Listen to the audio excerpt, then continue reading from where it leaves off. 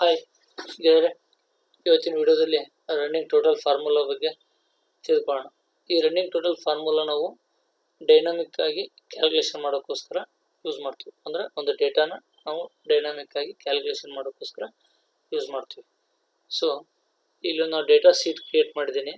ಈ ಡೇಟಾ ಶೀಟಲ್ಲಿ ರಮೇಶ್ ಅಂತ ಒಬ್ಬ ಸೇಲ್ಸ್ ಮ್ಯಾನ್ ಏನು ಮಾಡ್ತಾನಂದರೆ, ಫಸ್ಟ್ ಡೇ ಕೀಬೋರ್ಡ್ನ 50 ರೂಪೀಸ್ಗೆ ಸೇಲ್ ಮಾಡ್ತಾನೆ.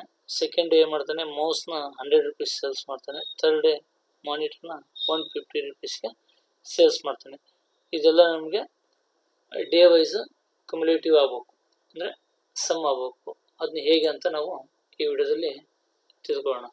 ನೋಡಿದರೆ ಈಜ್ಕೋಡ್ ಪ್ರೆಸ್ ಮಾಡಿ SUM ಸಮ್ ಅಂತ ಟೈಪ್ ಮಾಡಿ. ಸೊ ಸಮ್ ಬರುತ್ತೆ.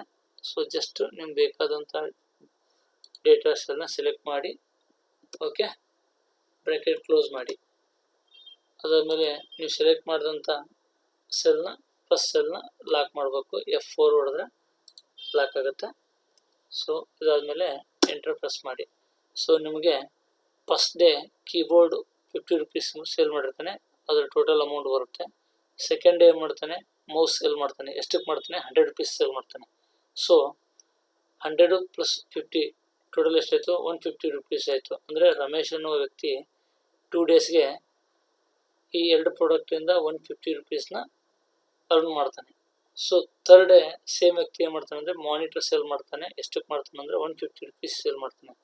ಸೊ ಟೋಟಲ್ ಆ ವ್ಯಕ್ತಿಯ 3 ದಿನದ ಒಂದು ಸೇಲ್ಸ್ ಅಮೌಂಟ್ ಎಷ್ಟಾಯ್ತು ಅಂದರೆ ಜಸ್ಟ್ ನೀವು ಡ್ರ್ಯಾಗ್ ಡೌನ್ ಮಾಡಿದ್ರೆ ನಿಮಗೆ ಗೊತ್ತಾಗುತ್ತೆ. ಸೊ ಇಲ್ಲಿ 150 + 150 ರೂಪೀಸ್ 300 ರೂಪೀಸ್. ಸೇಮ್ ಹಾಗೆ ಫೋರ್ತ್ ಡೇ ಕೀಬೋರ್ಡ್ನ ಸೇಲ್ ಮಾಡ್ತಾನೆ. ಎಷ್ಟಕ್ಕೆ ಮಾಡ್ತಾನೆ, 200 ರೂಪೀಸ್ ಸೇಲ್ ಮಾಡ್ತಾನೆ. ಸೊ ಟೋಟಲ್ ಆ ವ್ಯಕ್ತಿಯ ಸೇಲ್ಸ್ ಅಮೌಂಟ್ ಎಷ್ಟಾಯಿತು, 500 ರೂಪೀಸ್ ಆಯಿತು. ಹೀಗೆ ನಾವು ಡೈನಾಮಿಕ್ ಆಗಿ ಇದನ್ನು ನಾವು ಕ್ಯಾಲ್ಕುಲೇಷನ್ ಮಾಡ್ತೀವಿ. ಸೊ ಅದಕ್ಕೋಸ್ಕರ ನಾವು ರನ್ನಿಂಗ್ ಟೋಟಲ್ ಫಾರ್ಮುಲಾನ ಯೂಸ್ ಮಾಡ್ತೀವಿ. ಸೊ ನಿಮಗೆ ಇಲ್ಲಿ ನಾನು ಈ ಸಮ್ಮು ಮತ್ತು ರನ್ನಿಂಗ್ ಟೋಟಲ್ ಫಾರ್ಮುಲಾ ಏನು ಡಿಫ್ರೆನ್ಸ್ ಅಂತ ನಾನು ನಿಮಗೆ ಇಲ್ಲಿ ತಿಳಿಸ್ತಾ ಇದ್ದೀನಿ. ಸೊ ಇವಾಗ ನಿಮ್ಗೆ ಗೊತ್ತಾಯಿತು ರನ್ನಿಂಗ್ ಟೋಟಲ್ ಫಾರ್ಮುಲಾ ನಾವು ಎದಕ್ಕೆ ಯೂಸ್ ಮಾಡ್ತೀವಿ, ಡೈನಾಮಿಕ್ ಕ್ಯಾಲ್ಕುಲೇಷನ್ಗೋಸ್ಕರ ಯೂಸ್ ಮಾಡ್ತೀವಿ ಅಂತ. ಹಾಗೆ ಇಲ್ಲಿ ಡಿಫ್ರೆನ್ಸ್ ಬಿಟ್ವೀನ್ ಸಮ್ಗೆ ಏನು ಡಿಫ್ರೆನ್ಸ್ ಅಂತ ನಿಮ್ಗೆ ಹೇಳ್ತೀನಿ. ಇಲ್ಲಿ ನೋಡಿ ಗೆಳೆಯರೆ, ಇಲ್ಲೊಂದು 50 ರೂಪೀಸ್ ಇದೆ, 100 ಇದೆ, 150 ರೂಪೀಸ್ ಇದೆ. ಸೊ ನಾನು ಸಮ್ ಫಾರ್ಮುಲಾ ಯೂಸ್ ಮಾಡ್ತೀನಿ. ಯೂಸ್ ಮಾಡಿ ಜಸ್ಟ್ ಬ್ರ್ಯಾಕೆಟ್ ಓಪನ್ ಆಗುತ್ತೆ. ನಾನು ಬೇಕಾದಂಥ ಡೇಟಾ ಸೆಲೆಕ್ಟ್ ಮಾಡ್ತೀನಿ. ಓಕೆ, ಬ್ರ್ಯಾಕೆಟ್ ಕ್ಲೋಸ್ ಮಾಡ್ತೀನಿ, ಎಂಟರ್ ಮಾಡ್ತೀನಿ. ಇಲ್ಲಿ ಆಯಿತು, ನಮ್ಗೆ ಸೇಮ್ ವ್ಯಾಲ್ಯೂ ಬಂತು.